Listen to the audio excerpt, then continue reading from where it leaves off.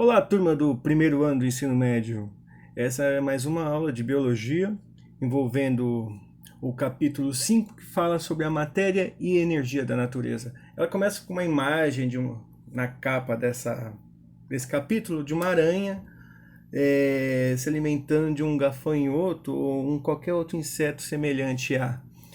E aí tem um textinho embaixo falando assim: quantas vezes nos deparamos com essa cena e de imediato condenamos a aranha? Bicho mau, matando o coitadinho do inseto.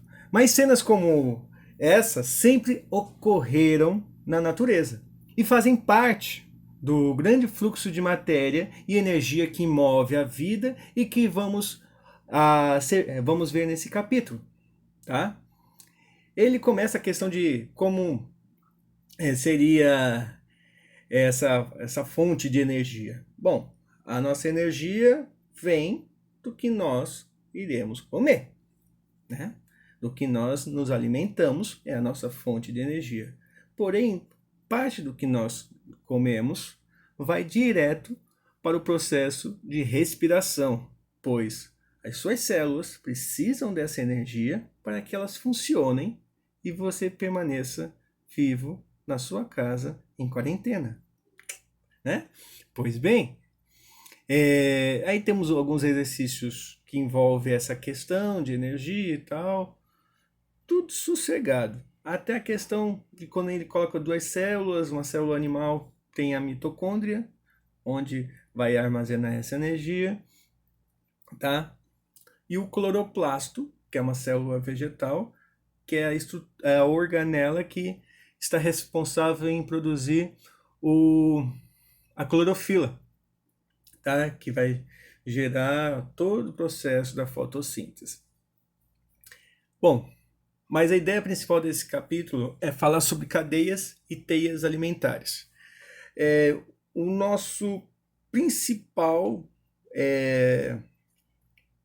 estrutura que produz essa questão da energia para a fonte primária que sustenta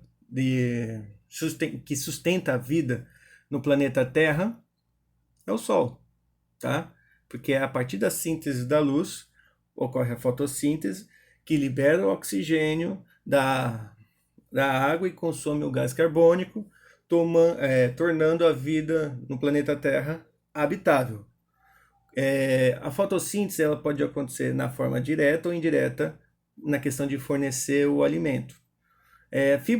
As fibras do vegetal e todo o material de construção dos seres vivos vai depender da alimentação desse vegetal que fez fotossíntese. Direta para o vegetal, e vai desenvolver o vegetal, ok. Mas indiretamente é um ser vivo, herbívoro, obviamente, que vai se alimentar ou das folhas, dos frutos, das sementes e assim por diante, tá?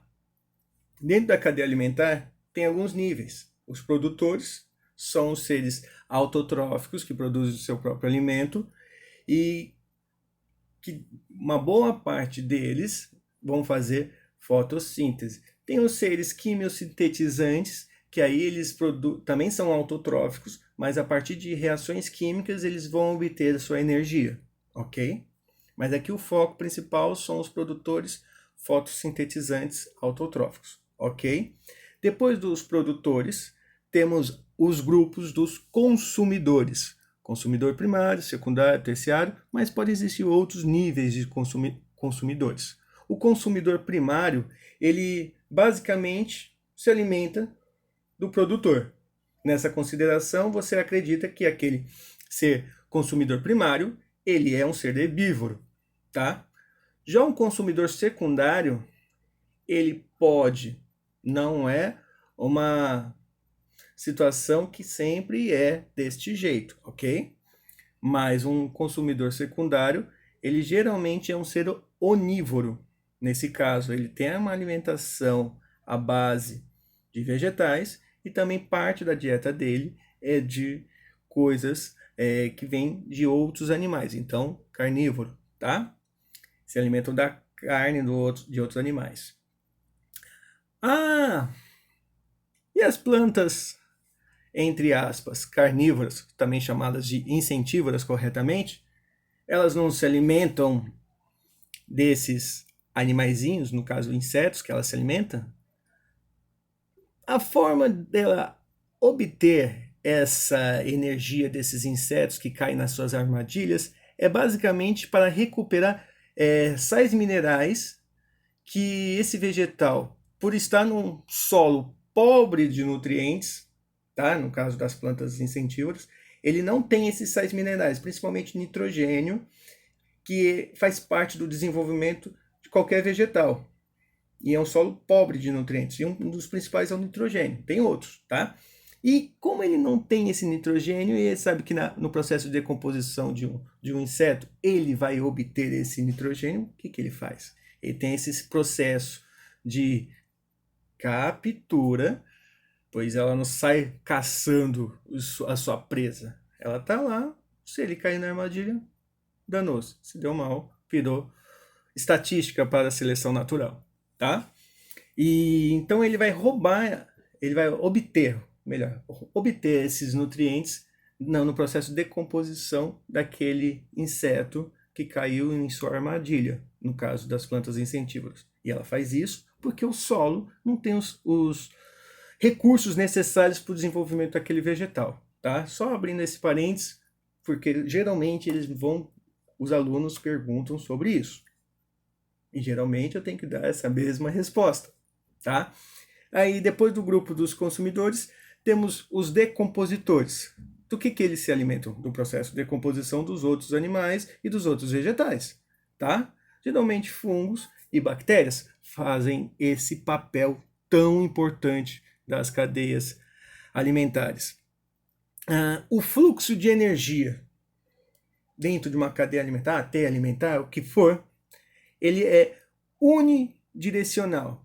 Que quer dizer o quê? Só tem uma direção, tá? E essa única direção vai do produtor até o final do processo. Aqui ele pode terminar citando como consumidor final, mas você pode falar que um dia esse consumidor final vai morrer, então decompositor. Ok? Tudo bem? Espero que sim. Ele dá uma continuidade, passa alguns exercícios para montar algumas cadeias alimentares em ambiente de cerrado, pantanal, lagoa. E aí ele vem uma questão bem bacana que ele propõe aqui. Não é um exercício, mas é uma questão de uma explicação para se saber o que eu tinha citado lá no começo, que a energia do que nós nos alimentamos, uma parte dela fica já na respiração. Lembra que eu falei? Pois bem, a quantidade total de energia que os produtores absorvem do Sol pela fotossíntese ao longo de um ano, ou um período qualquer determinado, ou seja, a quantidade de energia que os produtores conseguem transformar em biomassa ao longo desse ano é chamado de produtividade primária bruta. Aí tem uma sigla, PPB.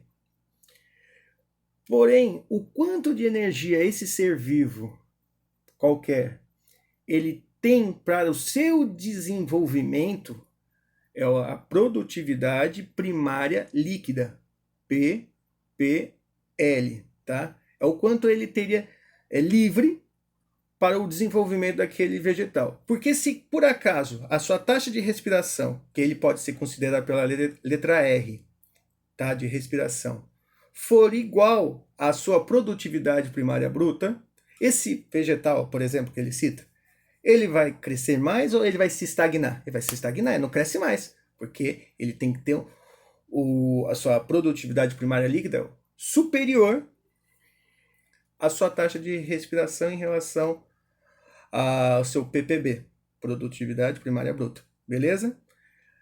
Aí ele propõe, aqui sim, um gráfico em relação a dois grupos de seres vivos, tá? Uma tonelada de feno serve para alimentar um bezerro.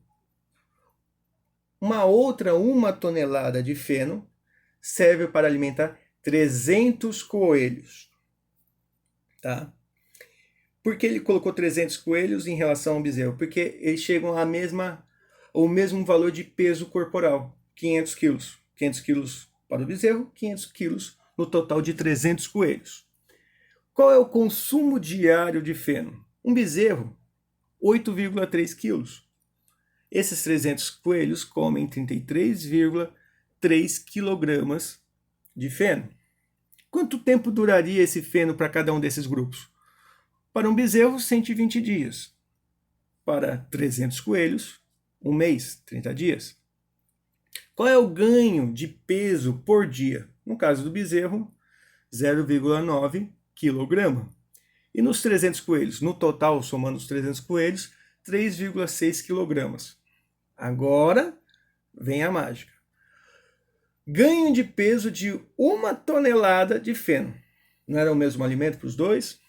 Pois bem, qual é o ganho de peso desses dois grupos? De um bezerro, 109 kg. E dos 300 coelhos, depois de somados, 109 kg. O mesmo valor. Tá? Porque é 1 tonelada igual. Então, é esse momento que você consegue enxergar que, mesmo estando num grupo maior ou no grupo isolado, aquela quantidade de comida vai ser igual no ganho de massa para esses seres vivos, tá? Só que a perda diária de calor, aí tem diferença. Enquanto o bezerro é 20 mil quilocalorias, os 300 coelhos somados são 80 mil quilocalorias, tá? E a última etapa eu vou deixar para o próximo vídeo, que fala sobre teias alimentares, mas já temos exercícios para os senhores responderem. Qualquer dúvida, entre em contato com o Clipe Escola ou comigo pelo WhatsApp. Muito obrigado, bons estudos, não saia de casa por culpa da quarentena.